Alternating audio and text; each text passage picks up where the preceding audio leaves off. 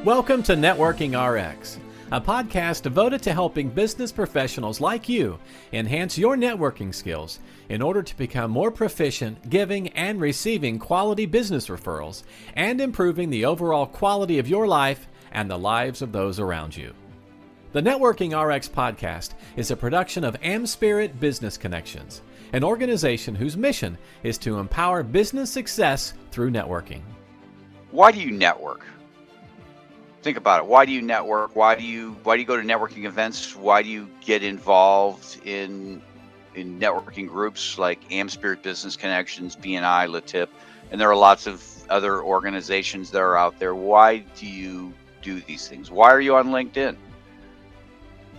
Generally, it's to get referrals. It's to get business, and maybe it's just to get direct business. Maybe it's to get referrals. And AmSpirit Business Connections is totally focused on referrals, helping the people in our membership who are participating in these groups, helping them get referrals. And so I get the question often, or I get the frustration often, people not getting referrals. Well, why am I not getting referrals? Or just maybe they're not even asking, they're just saying I'm not getting referrals. And hidden within that statement is the question, why am I not getting referrals? They want to know. And I tell people that there are three reasons, and there are only three reasons why you don't get referrals. Or maybe it's not that you don't get referrals or don't get as many as you'd like or get the quality you'd like. But what are the reasons? And the three reasons are simply this. Number one, you lack relationship. And I'm going to circle back. I'm going to go into detail on every one of these. So the first one is you lack relationship. The second one is that you fail to create recognition. You fail to empower people with the ability or educate them on the ability to recognize opportunities for you. And then the third, first again, is lack recognition.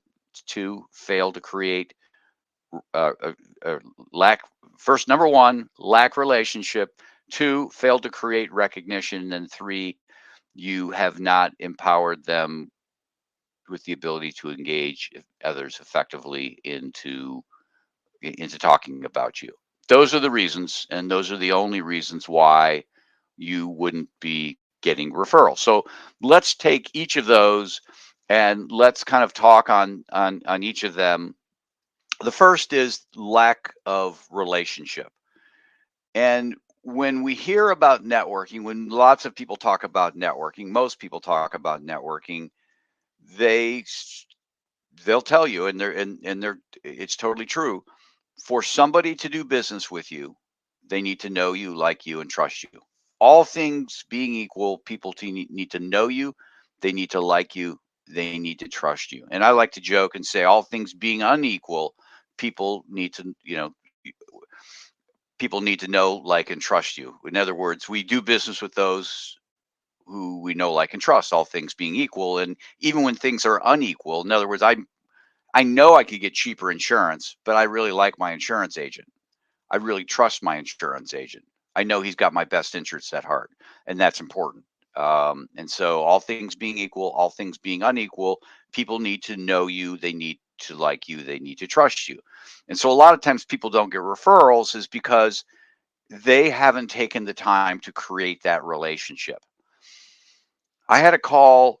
I had a call. This was a few months ago. I had a call with somebody I was working with, trying to help them get more referrals. Not involved in AmSpirit, but we were talking, and they were kind of lamenting the fact that they weren't getting referrals, and they were talking about, well, what are you doing? Talking about, I post up on LinkedIn and I don't get anything. Got 5,000 connections. Post something up, I don't get anything, and my question to them is, well, number one, how well do you know these people? A lot of times I have 20,000 connections on LinkedIn, not quite 19 something. But still, I don't really know those people. I'm connected to them. There's a world of difference. And I get that, number one. And so even if every one of those people saw what I posted, I wouldn't necessarily get a reaction out of them. So, a referral or somebody to purchase, because they really don't know me. They don't know if they like me. They don't know if they can trust me. And so that's the first thing. And chances are not everybody's seeing that, because when you post something on social media, it's here and it's gone unless somebody's there in that small window to see it. And so you really can't expect to get business off of social media in that form. And it's not even just social media. I'll see people who will walk into a business after hours with a chamber event or whatever it is, and then swear off networking because they didn't get anything from the encounter. Well, you just showed up once, you met a few people, they really don't know you, you really don't know them, they don't necessarily know you, like you, and trust you. And all three of those things are important, and I could devote a whole program to it, and I likely have and likely will again, as to really what it means to be known, liked, and trusted. But that's the first aspect of it, is that people need to have a relationship with you before they're going to refer you.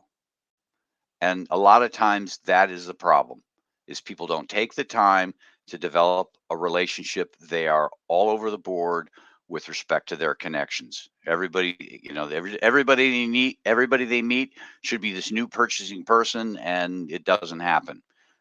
So first step, first reason why you might not be getting the referrals you want, or getting referrals at all, is that people don't have a relationship with you. You don't have a relationship with them. They don't know you. They don't like you. They don't trust you. And I don't mean they they just haven't developed enough trust with you. It's not that there's something creating distrust, that you just haven't established it enough. So lack of relationship. Now it's entirely possible. Moving on to step two, or reason two, it's entirely possible to have a wonderful relationship with people. They know you, they like you, they trust you, and not get business, not get referrals. I like to use my parents as an example. I like to think my parents liked me. I'd like to think they loved me. I had a good, have a good relationship with my parents, um, and you know, never got any referrals. Why? They knew me, they liked me, they trusted me.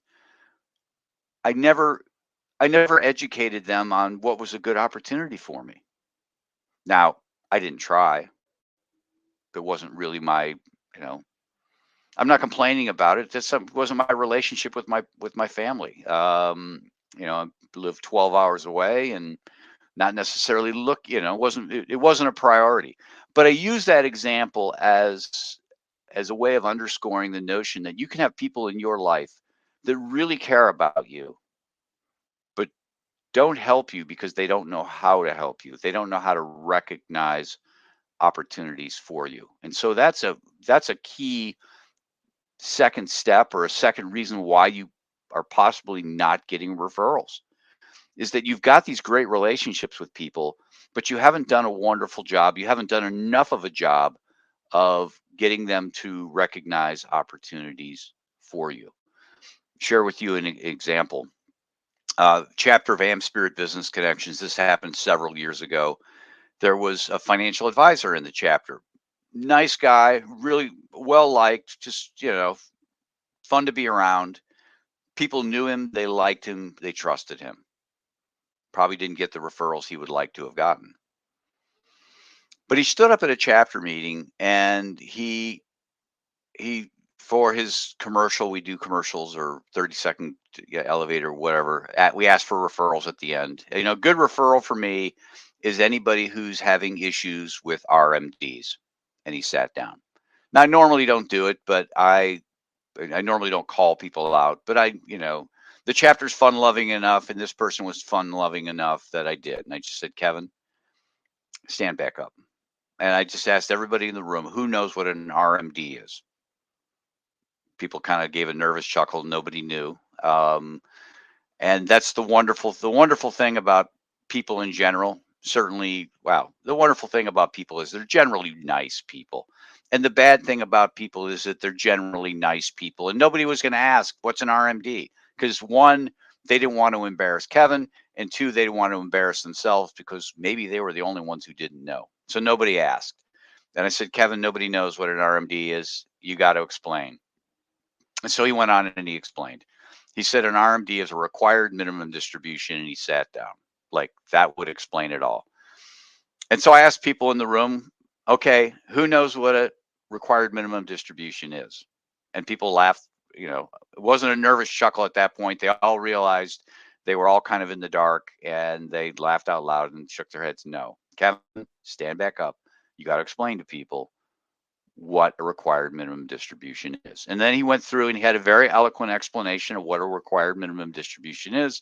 And that when people turn a certain age, at that point in time, I think it was 72, it could possibly have changed. At one point, um, I think it was 69 and a half. So it's changed over time. But at any rate, the point is he had to create a picture. People probably had opportunities for him, but he needed to do a better job of explaining what he was looking for. I tell people, don't tell me what you do. I know you're a financial advisor. I know you're a realtor. I know you're a mortgage lender. I know you're a coach. Tell me when you do it. Because when you tell me what you do, it's not really powerful. It's just kind of it's what I call Teflon. It kind of slips in your ear and one ear and out the other. It doesn't really register. There's nothing sticky about it when I'm talking to other people. But if you start to tell me, hey, if you know somebody who's, going to be 72 or is 72, that could be a good referral for me. Recognize that's an opportunity for me as a financial advisor. They're going to be running into some tax issues that we can help plan around. Okay, that is Velcro. That will stick in my brain. I will remember that. So stop. And what I coach people on in AmSpirit Business Connections, when I get the opportunity to work with groups or work with individuals and trying to help them become more proficient at asking for referrals, is to create a list of all the wins. And pick on realtors, right? They help people buy houses. Well, everybody who buys a house for a different reason. Yeah, they all want a house. I get that. But there are different reasons. Some people are buying a house because they want to move into a particular school district. Some people buy a house because they need more space. Some people buy a house because the reason they need more space is because they're moving the mother-in-law in or they're having kids. And those are all different wins. And when we talk about the wins, and if, not all at once, but if you're certainly in a networking group or have a relationship with somebody, an ongoing relationship, you're going to have more and more opportunities to talk about the different aspects of types of things that you do. It just becomes more powerful because you're kind of seeding their brain with ideas and opportunities on how to spot things for you. So first thing you need to have is you need to have a relationship. People need to know you. They need to like you. They need to trust you. And that happens in time if you're a decent person. And I assume most people listening are. And then the second thing is that you need to create recognition in their mind. You need to say, if you see this or you hear this, think of me. That's what needs to be created in their mind. Now, the third reason that you might not be getting referrals or not getting all the referrals you'd like or the quality that you would like is that you haven't empowered the people in your network, these people that know, like, and trust you, these people who are recognizing opportunities. You haven't empowered them with the ability to engage others in conversation around it. Now, when you're teaching somebody or educating somebody on how to recognize an opportunity, oh, I'm meeting somebody, they're 72 and a half. That could be a good opportunity for Kevin. That's all happening in my head. Now, what do I say? Because if it just stays in my head and I never say anything to connect party A to Kevin in this situation, it's it's worthless.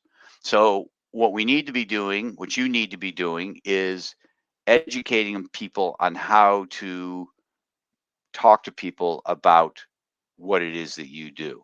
Not jump in and start pitching about you right away, but having a conversation related to, you're 72. Have you, are you running into issues with required minimum distributions?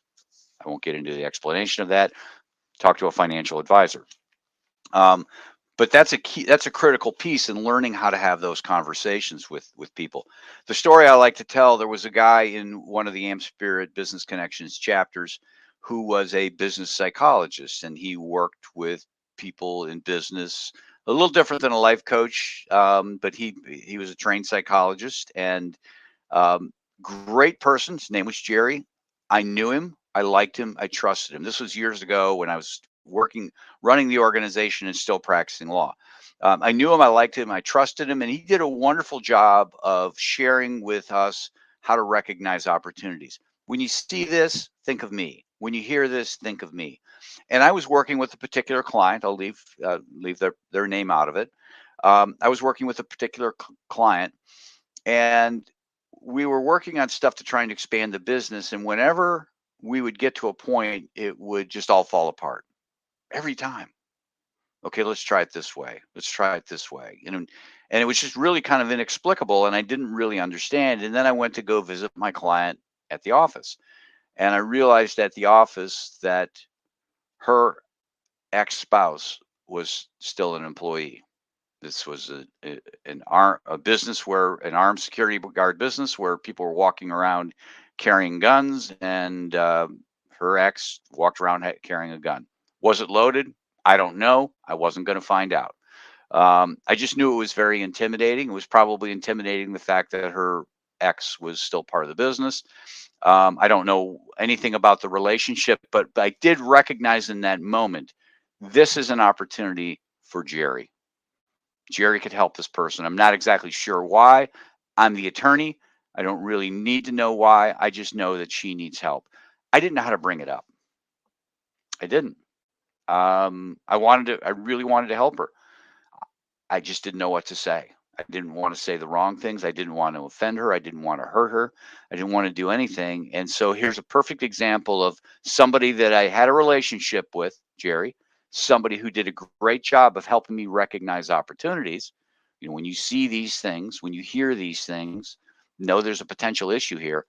I just didn't know what to say. I didn't know how to engage in conversation. So long story short, I sat down with Jerry and I just said, hey, listen, here's my situation. What do I do?